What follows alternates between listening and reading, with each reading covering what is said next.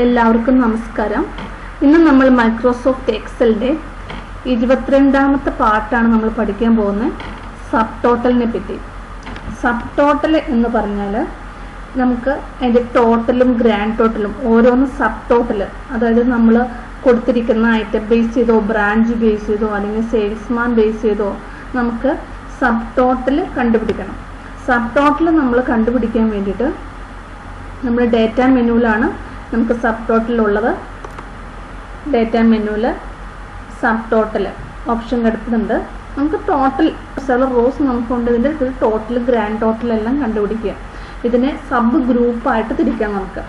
അപ്പോൾ ഇത് ചെയ്യാൻ വേണ്ടി ഫസ്റ്റ് തന്നെ നമ്മൾ ടേബിൾ സെലക്ട് ചെയ്യുക.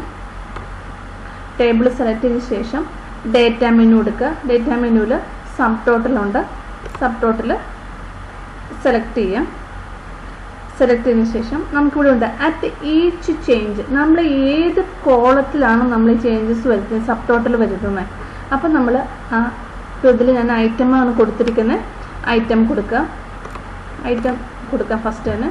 ഇനി ഇത് നമ്മൾ യൂസ് ചെയ്യുന്ന function count, average, max, min, product, സമ്മൊക്കെ ഉണ്ട്.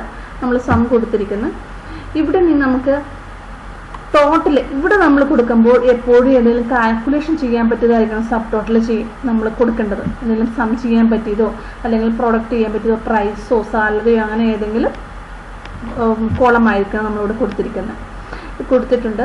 നമ്മൾ ഓക്കെ കൊടുക്കുക. ഇതിൻ്റെ സമ്മറി വരെയാണ് സമ്മറി ബിലോ ഡേറ്റ കൊടുത്തിരിക്കുന്നത്. ഓക്കെ കൊടുക്കുക. ഓക്കെ കൊടുത്തു കഴിയുമ്പോൾ നമുക്ക് സബ് ടോട്ടൽ വന്നിട്ടുണ്ടാവും. ഇപ്പം പെന്നാണ് നമ്മളിവിടെ കൊടുത്തിരിക്കുന്നത്. പെന്നിൻ്റെ 4ൻ്റെയും സബ് ടോട്ടൽ, ബുക്കിൻ്റെ സബ് ടോട്ടൽ, പെൻസിൽ, പിന്നെ നമുക്ക് ലാസ്റ്റ് അപ്പം ബാഗിൻ്റെ ടോട്ടൽ, പിന്നെ ഗ്രാൻഡ് ടോട്ടൽ, ഇതിന് നമുക്ക് ഇവിടെ വന്നിട്ടുണ്ടാവും. ഇനി ഇതാണ് നമുക്ക് സബ് ടോട്ടൽ. സബ് ടോട്ടൽ ഇതിൽ നമുക്ക് ഒരു ഗ്രൂപ്പായിട്ട് തിരിച്ചിട്ട് ഈ ഗ്രൂപ്പ് നമുക്ക് മിനിമൈസ് ചെയ്തല്ലെങ്കിൽ നമുക്ക് എക്സ്പാൻഡ് ചെയ്യാം. അപ്പോൾ പെൻ ടോട്ടൽ മാത്രമേ വന്നിട്ടുള്ളൂ. ബുക്ക് ടോട്ടൽ, ബാഗ് ടോട്ടലും ഗ്രാൻഡ് ടോട്ടലും. ഇത് നമ്മൾ പ്രസ് ചെയ്യുകയാണെങ്കിൽ ഗ്രാൻഡ് ടോട്ടൽ മാത്രമേ നമുക്ക് ഡിസ്പ്ലേ ചെയ്ത് വരുള്ളൂ. അപ്പോൾ ഇത് നമ്മൾ എക്സ്പാൻഡ് ചെയ്യാം.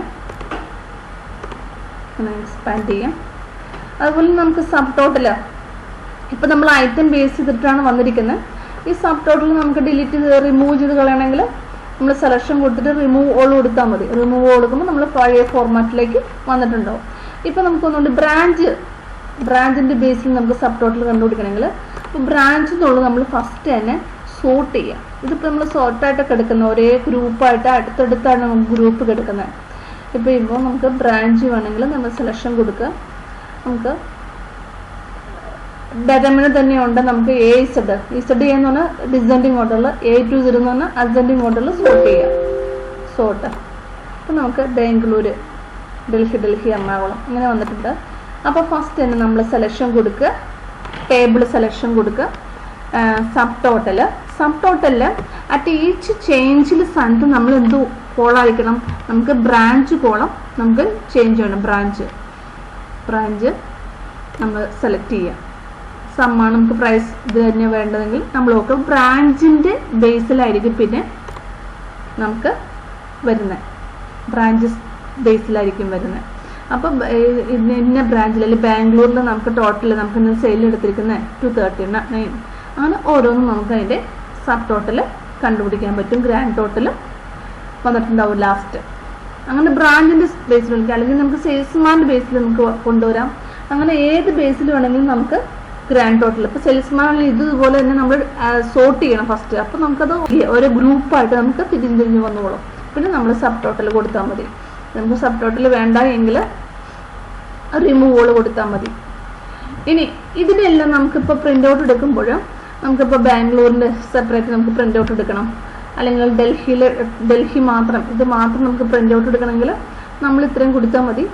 സബ് ടോട്ടൽ എടുക്കുമ്പോൾ ഇവിടെ കൊണ്ടതിന് പേജ് ബ്രേക്ക്, ആ പേജ് ബ്രേക്ക് കൊടുക്കണമെങ്കിൽ ഓരോ പേജിൽ വന്നോളും. അപ്പോൾ പേജ് ബ്രേക്ക് ബിറ്റ്വീൻ ഗ്രൂപ്പ്സ് കൊടുക്കുമ്പോൾ കണ്ടോ, ഇതൊരു പേജിൽ വന്നോളും, ഇതൊരു പേജിൽ വന്നോളും, ഇതൊരു പേജ്, അങ്ങനെ സെപ്പറേറ്റ് പേജിലായിട്ട് നമുക്ക് ഡിസ്പ്ലേ ചെയ്ത് വന്നോളും. അപ്പോൾ അതിന് വേണ്ടിയിട്ടാണ് നമ്മൾ ആ ഓപ്ഷൻ യൂസ് ചെയ്യുന്നത്, പേജ് ബ്രേക്ക്. അതായത് നമുക്ക് ഓരോ സബ് ഗ്രൂപ്പ്സും ഓരോ പേജിൽ വരാം. അപ്പോൾ നമുക്ക് 3 പേജിലായിട്ടായിരിക്കും വരുന്നത് ഇത്രയും കാര്യങ്ങൾ. അപ്പോൾ ഇത് വേണ്ടെങ്കിൽ ഓഫ് കൊടുത്താൽ മതി. ഇനി നമുക്ക് റിമൂവ് ചെയ്ത് കളയണമെങ്കിൽ റിമൂവൽ കൊടുക്കുക. അപ്പോൾ ഇതാണ് നമുക്ക് സബ് ടോട്ടൽ എന്ന് പറയുന്നത്.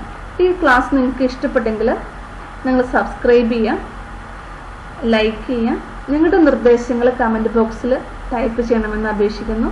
Thank you.